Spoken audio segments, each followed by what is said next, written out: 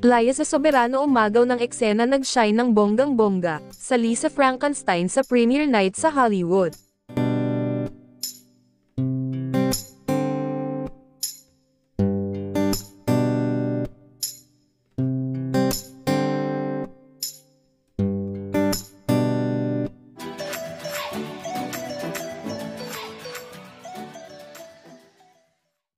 Umulan ng mga bigating Hollywood stars at agaw eksena si Liza Soberano sa ginanap na premiere night ng horror comedy film na Lisa Frankenstein.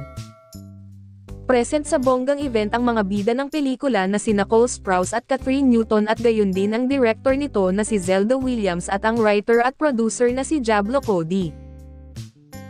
Pero ang scene stealer sa premiere night ay ang Pinay actress na si Liza na bet ng mga Hollywood press. Ang sabi talagang kinuyog siya ng mga nag-cover ng nasabing event.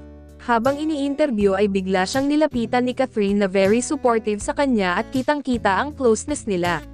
Makikita rin sa mga video na kumalat sa social media na napatili pa ang bidang si Kathryn Newton nang makita nito si Liza sa red carpet at nagsabi ng, "You're amazing, look at you, look at you."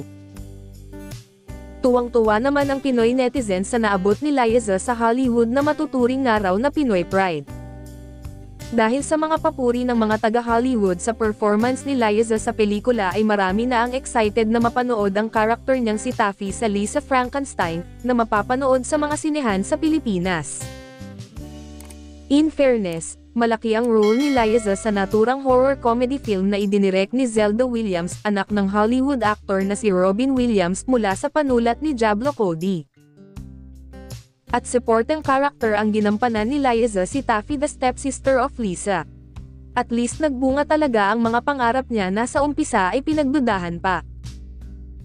Nakaka-proud panoorin si Liza na umaacting sa isang Hollywood film at in fairness uli, hindi siya nagpatalbog sa kanyang mga co-stars. Pinatunayan talaga niya na iba ang talento ng mga Pinoy.